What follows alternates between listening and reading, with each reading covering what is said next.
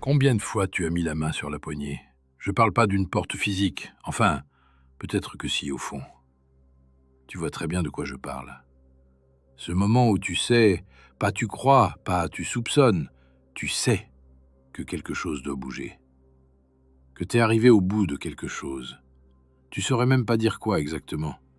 Mais il y a un truc en toi qui s'est décalé, comme un meuble qu'on a poussé de quelques centimètres, et maintenant tout l'appartement a l'air de travers. Et tu restes là, la main sur la poignée. Aujourd'hui, je veux qu'on parle de ce moment-là, du moment lui-même, de la poignée, du seuil, de cette zone impossible entre deux mondes où tu n'es déjà plus celui que tu étais, mais pas encore celui que tu vas devenir. Parce qu'on parle souvent du courage de changer. On parle du avant, la souffrance, le déclic, la prise de conscience. On parle du après, la transformation, le soulagement, la nouvelle vie. Mais personne ne parle de l'entre-deux, de ce couloir étroit, suffocant, où tu sais que tu dois avancer, mais où chaque cellule de ton corps te hurle de reculer. Et c'est normal que personne n'en parle, parce que c'est l'endroit le plus inconfortable qui existe. Le avant, au moins, tu le connais. Même s'il te fait mal, c'est un mal familier. Le après, tu peux l'imaginer, l'idéaliser, en faire un film dans ta tête. Mais le seuil, c'est le néant entre les deux. Et on n'aime pas le néant. On va y aller quand même. Je veux te raconter l'histoire de Margot. Margot avait 41 ans et un plan de vie qui tenait debout depuis 15 ans. Elle était architecte dans un cabinet à Lyon, mariée à Thomas depuis 11 ans, 2 enfants de 8 et 5 ans, un appartement dans le 3e arrondissement avec une terrasse où elle faisait pousser du basilic chaque été. De l'extérieur, c'était une vie réussie. Le genre de vie que tes parents pointent du doigt pour dire « Tu vois, elle a compris ». Et Margot le savait. Elle savait que sa vie était objectivement bonne. C'est d'ailleurs ce qui rendait tout tellement plus compliqué. Parce qu'il y avait quelque chose en elle. Rien de spectaculaire. Un bruit, sourd, constant, comme une fréquence basse dans une pièce. Tu la sens plus que tu l'entends. Et ce bruit disait, depuis environ 3 ans, pas avec des mots, mais avec des insomnies, des irritations inexpliquées, des moments où elle se retrouvait à fixer un mur pendant 10 minutes sans savoir pourquoi, ce bruit disait « Ce n'est plus ici ». Elle n'avait pas de nom pour ça. C'était pas de la dépression.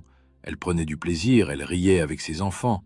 Elle aimait dessiner ses plans le matin quand le bureau était vide et que ça sentait encore le café de la veille, froid, un peu rance, mélangé à l'odeur du papier calque.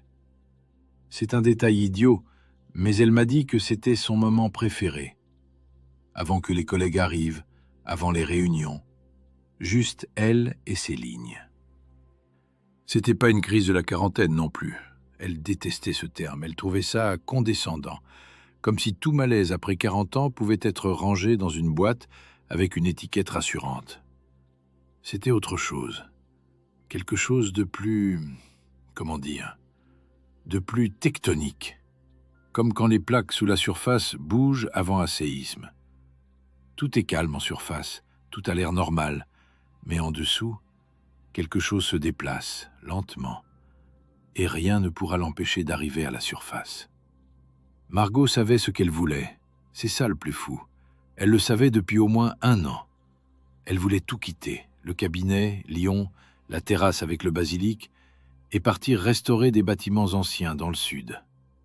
Elle avait même repéré un village, un endroit à flanc de colline avec des maisons en pierre ocre qui tombaient en ruine depuis des décennies. Elle m'a montré les photos un jour. C'était objectivement moche. Des murs fissurés, des toits effondrés, de la végétation qui sortait par les fenêtres. Mais elle les regardait comme d'autres regardent des tableaux de maître. Elle voyait ce que ça pouvait devenir. Elle avait parlé à un artisan sur place, sous couvert de curiosité professionnelle. Un vieux maçon, René, qui restaurait des murs en pierre sèche depuis 40 ans. Elle m'a raconté qu'il avait des mains énormes, craquelées par la chaux, et qu'il lui avait dit en montrant un mur à moitié écroulé Vous voyez ça, mademoiselle? Il y a des gens qui voient un tas de pierres. Moi, je vois une maison qui attend. » Et Margot avait failli pleurer dans sa voiture en repartant. Pas de tristesse, de reconnaissance. Quelqu'un d'autre voyait les choses comme elle. Elle avait fait les calculs financiers 3 fois. C'était faisable, serré, mais faisable. Et Thomas aurait suivi. Il travaillait en remote.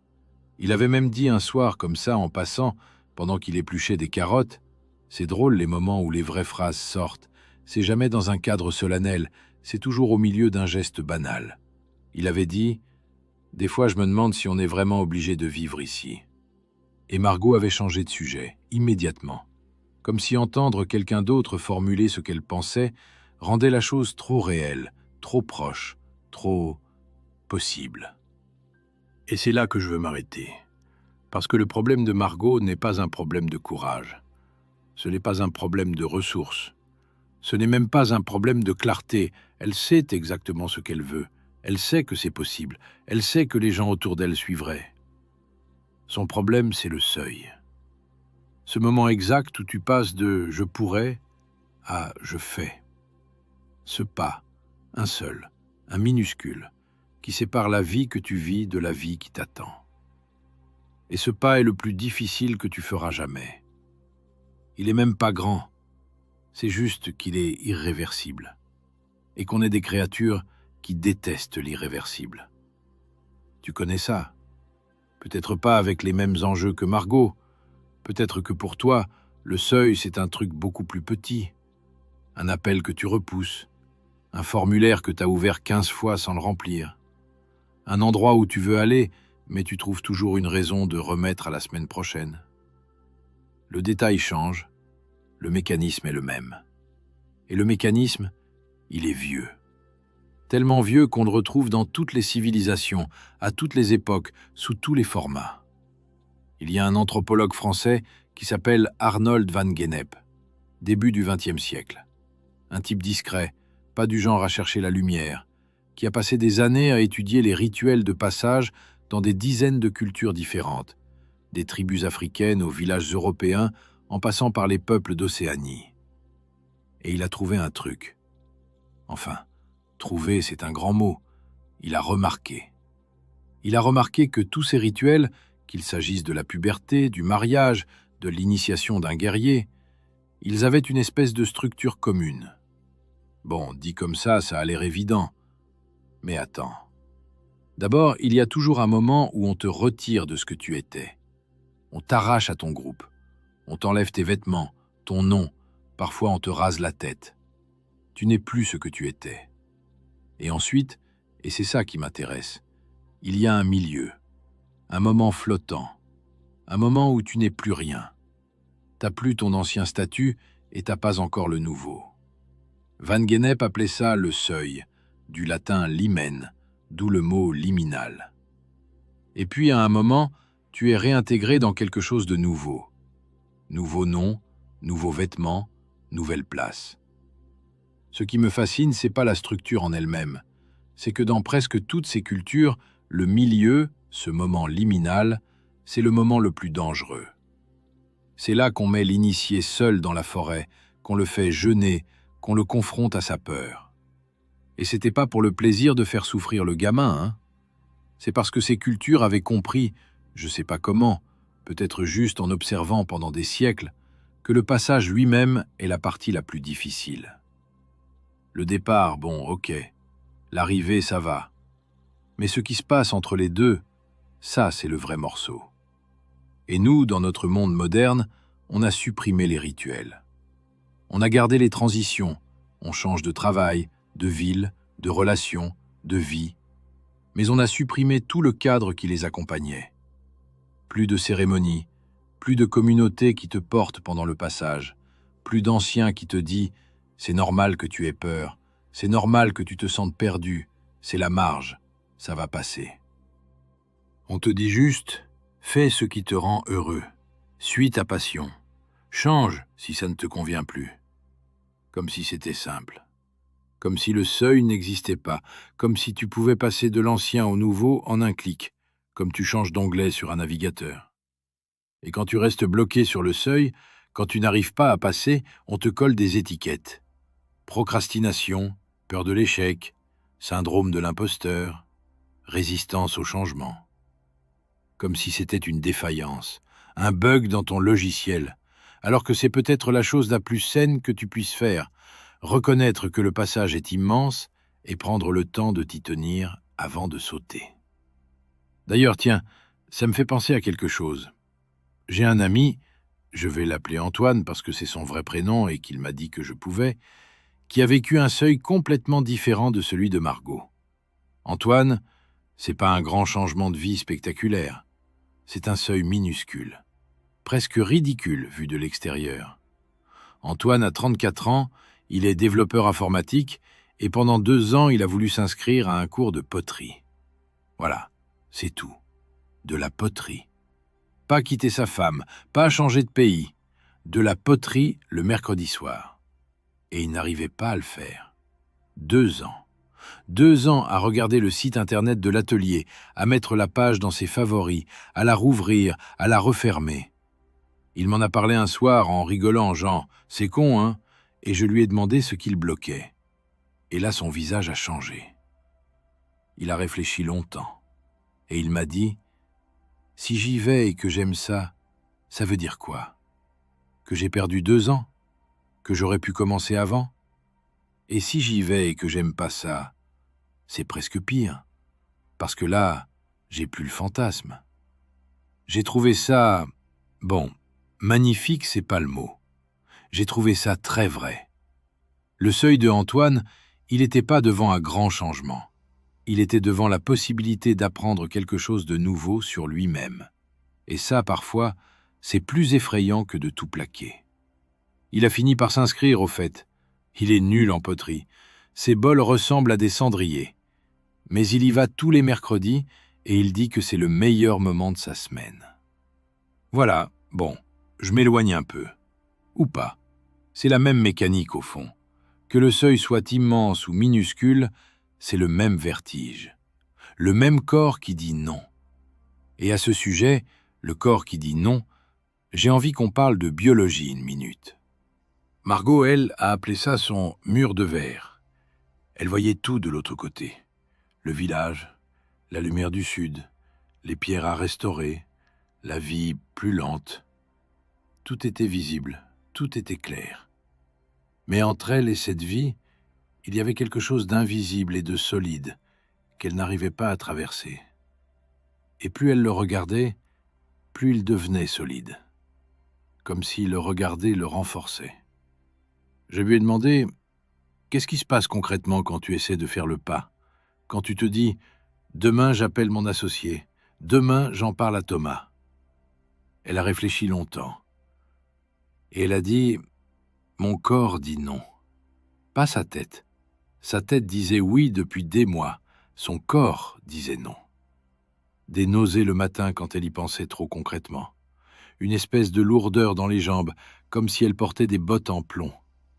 Et cette chose bizarre, quand elle s'approchait vraiment de la décision, quand elle commençait à écrire le mail à son associé par exemple, ses doigts devenaient froids, comme si le sang quittait ses mains.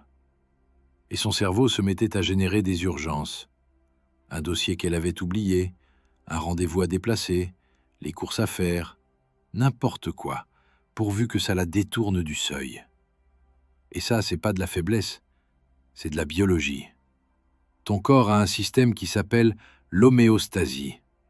C'est un mot compliqué, et les biologistes adorent les mots compliqués, c'est un peu leur hobby.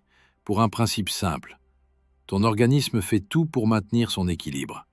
Ta température doit rester autour de 37 degrés, ton pH sanguin dans une fourchette précise, ton rythme cardiaque dans une zone que ton corps considère comme normale, même si cette normalité a été ajustée par des années de stress et de mauvaises habitudes.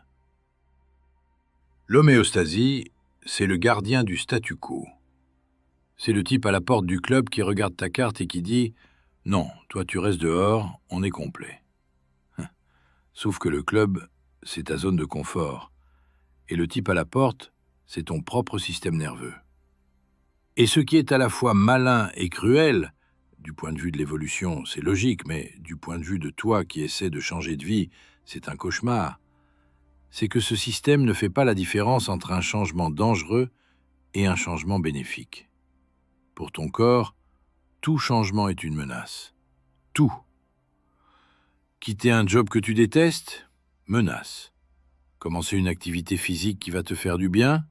Menace. Dire enfin la vérité à quelqu'un? Menace. Ton système homéostatique ne sait pas ce qui est bon pour toi. Il sait ce qui est familier. Et familier égale sûr dans le dictionnaire de tes cellules. Moi-même, je vais être honnête, j'ai vécu ça. Pas pour les mêmes raisons que Margot, mais il y a eu un moment dans ma vie, il y a quelques années, où je savais que je devais changer quelque chose. Je le savais. C'était limpide.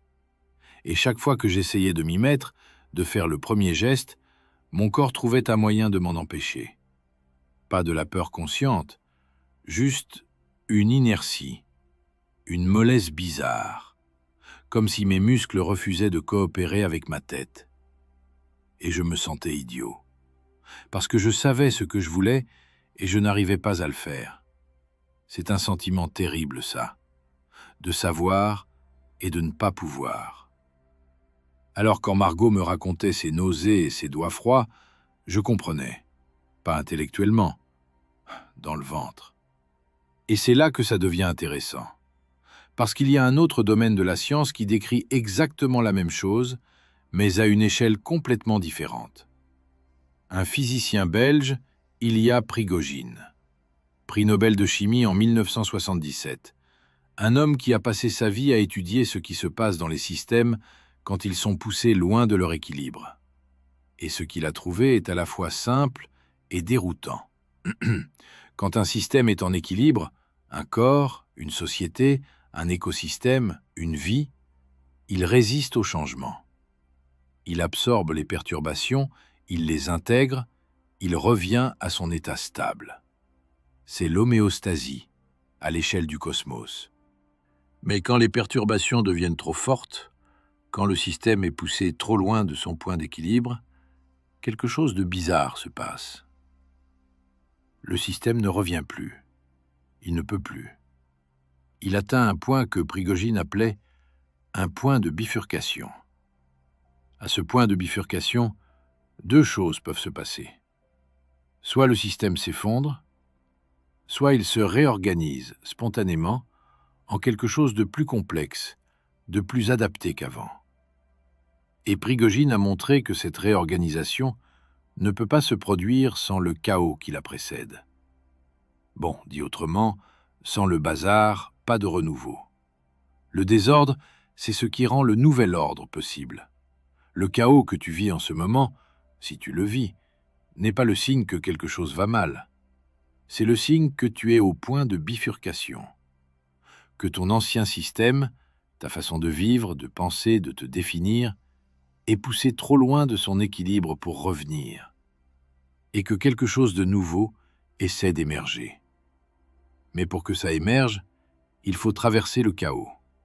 Il faut accepter le moment où plus rien ne tient, où l'ancien s'effondre et le nouveau n'est pas encore là. Ce moment qui dure parfois des semaines, des mois, et qui est le seuil.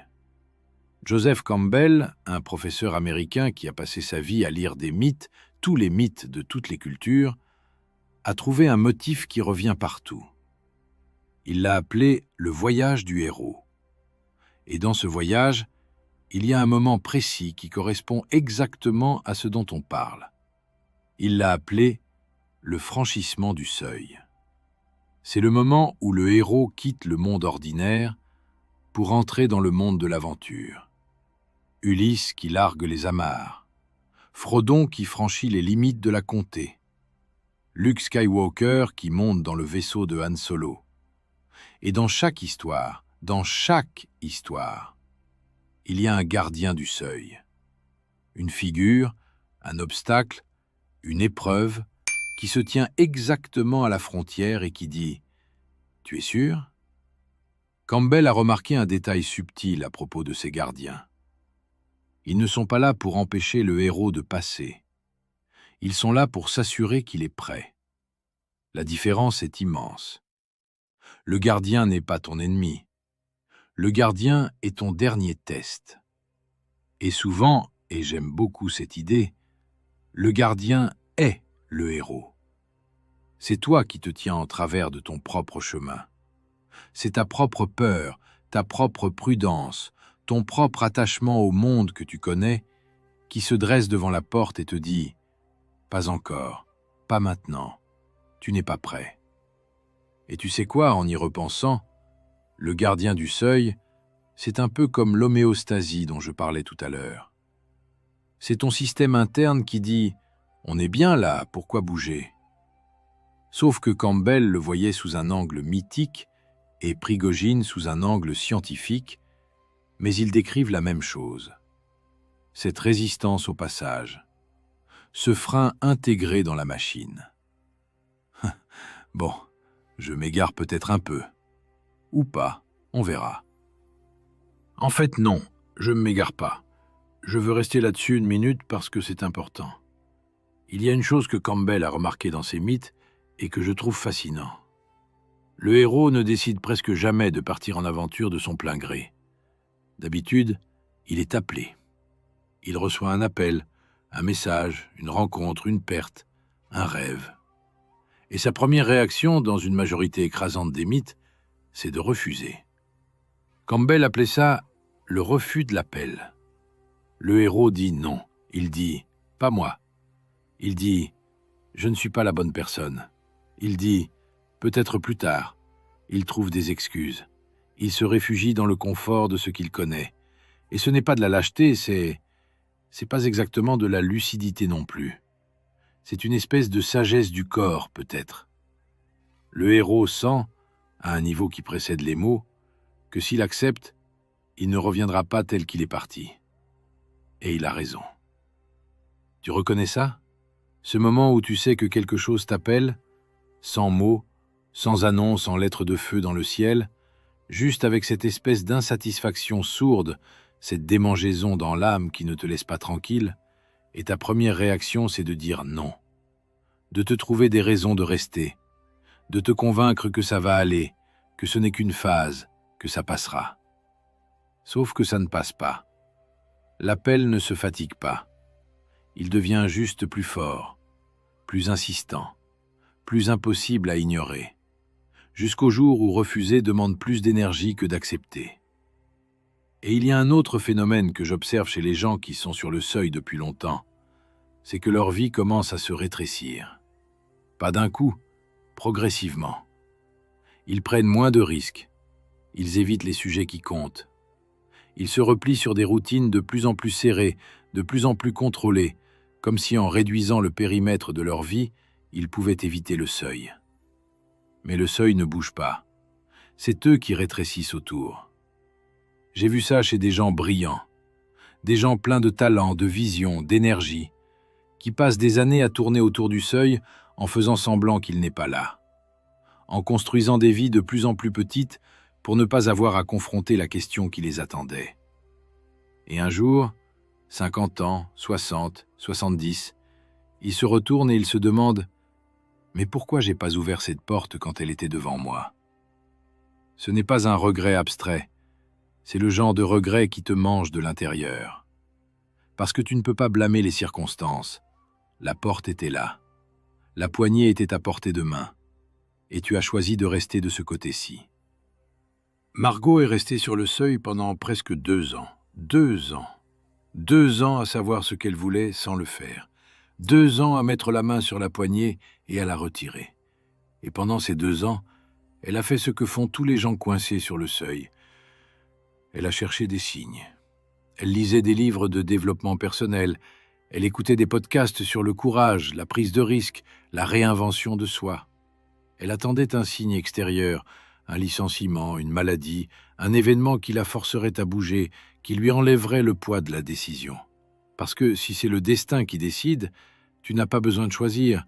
Et si tu n'as pas besoin de choisir, tu n'as pas besoin de te tenir sur le seuil. D'ailleurs, elle m'a raconté un épisode qui m'a marqué. Un soir, tard, elle regardait des documentaires sur des gens qui avaient tout quitté. des familles parties vivre sur un voilier, des cadres devenus bergers, ce genre de récit, et elle pleurait devant son écran. Thomas dormait, les enfants dormaient, et elle pleurait toute seule dans le salon, avec la lumière bleue de la télé sur le visage, en se disant « Pourquoi eux et pas moi? Qu'est-ce qu'ils ont que j'ai pas ?» Et la réponse, bien sûr, c'est rien. Ils n'avaient rien de plus. Ils avaient juste... Enfin, ils avaient fait le geste. C'est tout. Le même geste qu'elle pouvait faire. Et c'est ça qui la rendait malade. Pas l'impossibilité, la possibilité. Je vois ça tout le temps. Des gens qui attendent la permission de l'univers pour vivre leur vie. Qui attendent que les circonstances les poussent parce que sauter par soi-même de son propre chef sans que personne ne te force, c'est la chose qui nous effraie le plus. Et tu sais pourquoi? Parce que si tu sautes et que ça rate, tu ne peux blâmer personne. Ni le destin, ni les circonstances, ni les autres. Toi. Tu as choisi. Tu as ouvert la porte. Et ce qui attend de l'autre côté, c'est ta responsabilité. Kierkegaard, un philosophe danois du XIXe siècle, un type qui avait l'air perpétuellement inquiet, d'après les portraits, bon, après les portraits de philosophes au XIXe siècle, c'est rarement la grande fête non plus. Kierkegaard a décrit quelque chose qu'il appelait le saut de foi. Et contrairement à ce que beaucoup pensent, il ne parlait pas seulement de religion. Il parlait de cette capacité humaine à faire un pas sans savoir ce qui nous attend, à choisir sans avoir toutes les données, à avancer dans l'incertitude. Et le mot important, c'est saut. Un saut, genre tu sautes. Il n'y a rien de progressif là-dedans. Quelque chose de brusque, d'entier, de non négociable. Tu ne peux pas sauter à moitié. Tu es de ce côté-ci ou de l'autre. Il n'y a pas de position intermédiaire. Kierkegaard disait, et là je simplifie parce que lire du Kierkegaard en version originale, c'est un exercice de patience que je souhaite à personne. Il disait que l'angoisse n'est pas le signe que tu vas mal. L'angoisse est le signe que tu es devant un choix authentique, que tu es au seuil de quelque chose de vrai. Les fausses décisions ne génèrent pas d'angoisse. C'est quand le choix engage vraiment, quand il transforme ce que tu es, que l'angoisse apparaît. Alors si tu angoisses en ce moment, si quelque chose te tord le ventre quand tu penses à cette décision que tu repousses, c'est bon signe. Sérieusement. C'est le signe que la porte devant toi est la bonne porte. Les mauvaises portes ne font pas ce bruit-là. Margot m'a dit un jour, « Le pire, c'est pas la peur. Le pire, c'est l'entre-deux. C'est de ne plus être heureuse dans ma vie, mais de pas encore être dans l'autre. C'est d'être nulle part. Nulle part. » C'est exactement le mot qu'aurait utilisé Van Gennep. La marge, l'espace liminal, le seuil. Cet endroit où tu n'appartiens plus à ce que tu quittes et pas encore à ce que tu rejoins.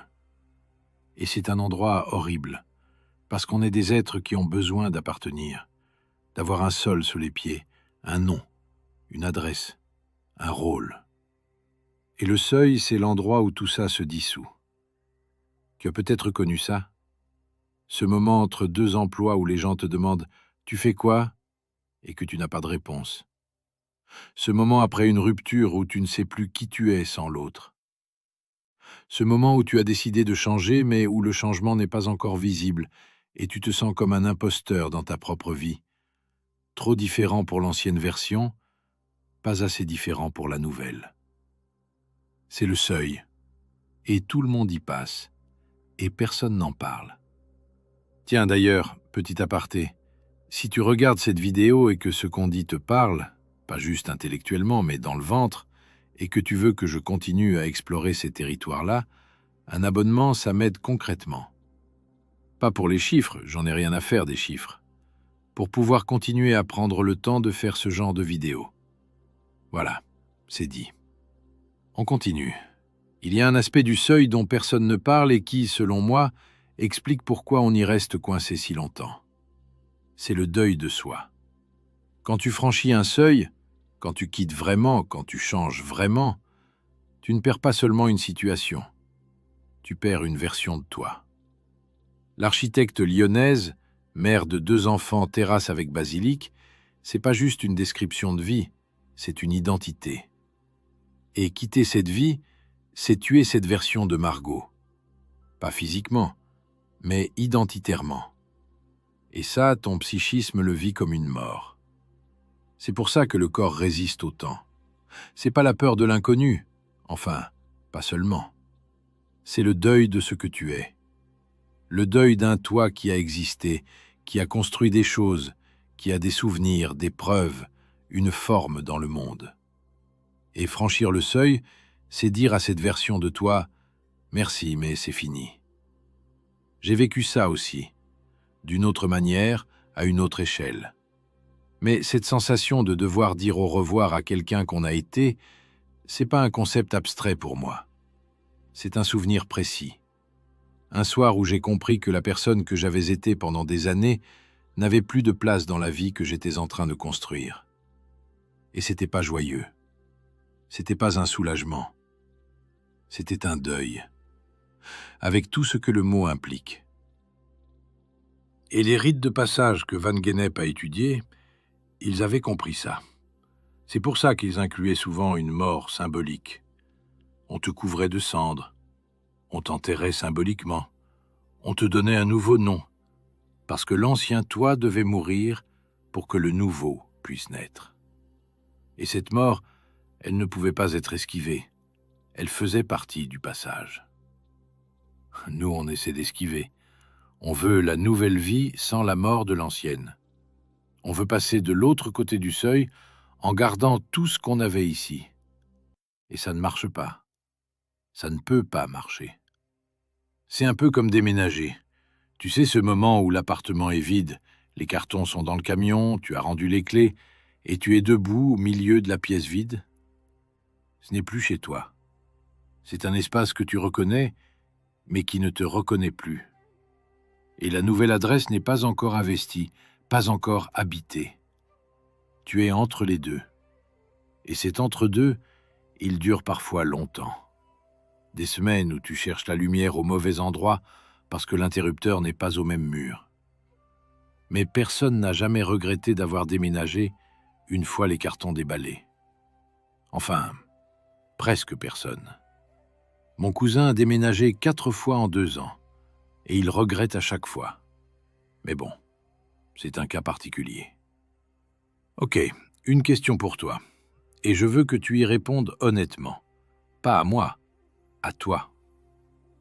Quel est le seuil devant lequel tu te trouves en ce moment? Prends le temps, je ne suis pas pressé. Parce que tu en as un. Peut-être petit, peut-être immense. Peut-être que c'est un seuil professionnel, sentimental, géographique. Peut-être que c'est un seuil intérieur. Une croyance que tu sais fausse, mais que tu n'arrives pas à lâcher. Une habitude qui te définit depuis si longtemps que tu ne sais plus qui tu serais sans elle. Ou peut-être que c'est comme Antoine, un cours de poterie, un appel téléphonique, un mail de 3 lignes. Quelque chose de petit qui, pour des raisons que tu n'arrives pas bien à expliquer, te semble aussi lourd qu'un changement de continent. Quel qu'il soit, tu le connais. Tu le regardes depuis des jours, des semaines, des mois. Et tu te demandes, est-ce que c'est le moment? Je vais te dire quelque chose qui va peut-être te frustrer. Ce n'est jamais le moment. Il n'y a pas de bon moment pour franchir un seuil. C'est d'ailleurs pour ça que Kierkegaard parlait de saut et pas de passage. Un passage, ça implique qu'il y a un pont, une route, une transition douce. Un saut, c'est quand il n'y a rien entre les deux côtés et que tu y vas quand même. Et les gens qui ont franchi des seuils majeurs dans leur vie, j'en ai parlé avec beaucoup et ça continue de m'étonner, aucun ne dit « j'étais prêt ». Aucun. Ils disent « je ne pouvais plus rester ». Ce n'est pas le courage qui fait franchir le seuil, c'est l'impossibilité de l'immobilité. Le moment où rester fait plus mal que partir. Le moment où le connu devient plus effrayant que l'inconnu. Et ça, Prigogine l'aurait compris. Son point de bifurcation, c'est exactement ça. Le système ne change pas parce qu'il le veut. Il change parce qu'il ne peut plus ne pas changer. Parce que les perturbations se sont accumulées au point où l'ancien équilibre est devenu intenable. Et à ce moment-là, exactement à ce moment-là, le système est forcé de choisir, s'effondrer ou se réorganiser. Et c'est peut-être là que tu en es. Peut-être que les perturbations s'accumulent, les insomnies, l'irritabilité, cette sensation que quelque chose ne va pas, même quand tout va bien. Ce décalage entre la vie que tu vis et la vie que tu portes en toi. Ces perturbations ne sont pas des problèmes à résoudre, ce sont des signaux, des indicateurs que tu approches du point de bifurcation, que l'ancien équilibre ne tiendra plus très longtemps. Margot a fini par franchir le seuil, et c'était rien de spectaculaire. Oublie les films avec la musique de fond et le grand discours. C'était beaucoup plus banal que ça. Et c'est peut-être ce qui rend la chose vraie. Un lundi matin, août. Il faisait lourd, orageux, le genre de jour où l'air colle à la peau et où tu transpires sans bouger. Les enfants étaient chez les grands-parents. Thomas était dans le salon, son ordinateur sur les genoux, un reste de café froid à côté de lui. Margot s'est assise à côté de lui. Elle sentait le tissu du canapé sous ses doigts, un peu rugueux. Elle m'a dit ça, ce détail idiot, qu'elle se souvient de la texture du canapé. Et elle a dit « Je veux qu'on parte. Pour de vrai. Pas dans 2 ans. Pas quand ce sera le bon moment. Maintenant. Enfin, en septembre. Mais la décision, c'est maintenant. » Et Thomas a levé les yeux de son écran et il a dit « D'accord. C'est tout. D'accord. Un mot. » Après 2 ans de seuil, de nausées, de mains retirées de la poignée, de nuits blanches et de signes cherchés partout, un mot. D'accord. Margot m'a raconté que dans la seconde qui a suivi ce « d'accord », elle a senti quelque chose de physique. Comme si une corde qu'elle portait en travers de la poitrine depuis 2 ans s'était relâchée d'un coup. Elle m'a dit « Je ne me suis pas senti soulagé. Je me suis senti réel. Comme si j'avais existé en transparence pendant 2 ans et que d'un coup j'étais opaque, solide, là. Et la suite n'a pas été facile. Je vais pas te mentir en te racontant que tout s'est mis en place comme par magie. Les premiers mois dans le Sud ont été durs. L'argent était serré. Les enfants ont eu du mal à s'adapter.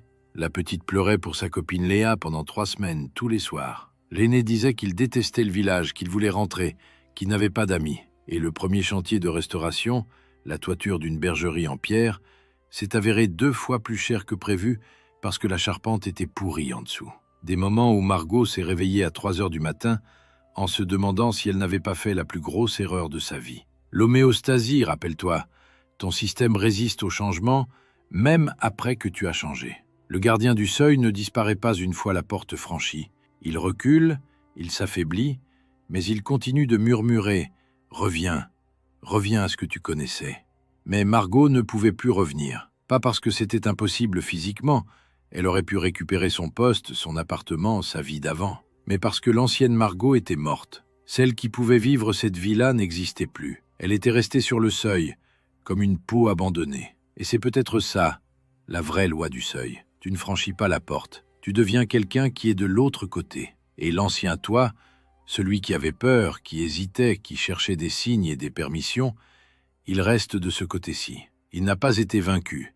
Il a été dépassé, comme un vêtement devenu trop petit. Tu ne le jettes pas parce qu'il est mauvais. Tu le laisses parce qu'il ne te va plus. J'ai longtemps cru que le courage, c'était de ne pas avoir peur. Que les gens qui franchissent des seuils, les gens qui changent de vie, qui osent, qui sautent, c'étaient des gens différents, plus forts, plus solides, plus quelque chose. Et puis j'ai parlé à assez de ces gens pour comprendre que non. Ils avaient tous peur. Tous. La différence, c'est qu'à un moment, ils ont cessé de négocier avec la peur. Ils n'ont pas attendu qu'elle parte. Ils ont sauté avec elle. La main tremblante sur la poignée, le ventre noué, la voix qui tremble. Et quand même. Et c'est peut-être ça que Kierkegaard voulait dire parfois. Pas croire en quelque chose malgré l'absence de preuves, mais avancer malgré l'absence de garantie. Faire le pas sans savoir si le sol sera là. Bon, Je veux pas finir sur de la philosophie en l'air. Je veux finir sur quelque chose de concret. Parce que si tu es devant un seuil en ce moment, et tu l'es, sinon tu n'aurais pas écouté aussi longtemps. Il y a des choses pratiques que tu peux faire. La première, c'est de nommer le seuil, à voix haute. Pas dans ta tête. Dans ta tête, ça reste abstrait, ça reste négociable. Dis-le. Dis « Je veux quitter ce travail. Je veux dire à cette personne que c'est fini. Je veux déménager. Je veux m'inscrire à ce cours de poterie. » Dis-le à voix haute, même si tu es seul dans ta voiture. Le seuil devient réel quand tu le nommes. Avant, c'est un fantôme. La deuxième, c'est de poser un premier acte, pas le grand saut, un micro-acte. Margot, avant de parler à Thomas, a appelé un agent immobilier dans le village qu'elle avait repéré, juste pour demander des prix. C'est tout. Un coup de fil de 8 minutes. Mais ce coup de fil a changé quelque chose dans sa chimie interne. C'est devenu concret. C'est passé de « je pourrais » à « j'ai commencé ». On continue. Tu n'as pas besoin de sauter tout de suite. Mets juste un pied sur le seuil, pas les deux, un seul. Et regarde ce qui se passe. La troisième, et c'est peut-être la plus importante, accepte que le passage sera moche. Pas tragique, moche. Inconfortable, désordonné. Il y aura des jours où tu regretteras, des nuits où l'ancien toi te manquera, des moments où tu te diras « j'aurais dû rester ». C'est l'homéostasie, c'est le gardien du seuil qui fait son dernier round. Et c'est normal. Si le passage était confortable, tout le monde le ferait et ça n'aurait aucune valeur. Prigogine disait que les systèmes les plus vivants sont ceux qui sont les plus loin de l'équilibre. Les systèmes en équilibre parfait sont inertes, morts en un sens. C'est le déséquilibre qui crée le mouvement. C'est le chaos qui permet la réorganisation. Et toi, en ce moment, tu es peut-être loin de ton équilibre, très loin. Et c'est peut-être exactement là où tu dois être. Margot m'a envoyé un message il y a quelques mois. Elle restaure maintenant sa 3e bâtisse. Les enfants vont à l'école du village. L'aîné, celui qui voulait rentrer, il est devenu copain avec le fils du boulanger. Ils construisent des cabanes dans le bois derrière l'école. Thomas a trouvé un rythme. Et elle a écrit quelque chose qui m'a frappé. Le mur de verre n'a jamais existé. Il n'y avait rien entre moi et cette vie. Juste moi. Juste moi. C'est la loi du seuil. La porte que tu n'oses pas ouvrir n'est pas fermée. Elle ne l'a jamais été. C'est ta main qui hésite. Et un jour, tu pousseras. Tu seras même pas prêt. Tu auras encore peur. Les étoiles seront pas alignées. Mais tu pousseras quand même. Et de l'autre côté, il n'y aura pas de fanfare. Il n'y aura pas de récompense immédiate. Il y aura juste le début de quelque chose. Et le début, ça suffit. La prochaine fois que tu sentiras ta main sur la poignée, au lieu de la retirer, reste. Juste une seconde de plus que d'habitude. Et respire. Et peut-être que cette seconde-là sera celle qui change tout. Ou peut-être pas. Je ne vais pas te promettre un résultat. Les promesses, c'est pour les gens qui vendent quelque chose. Moi, je te dis juste, la porte est là. Et toi aussi. Après, bon, c'est toi qui vois.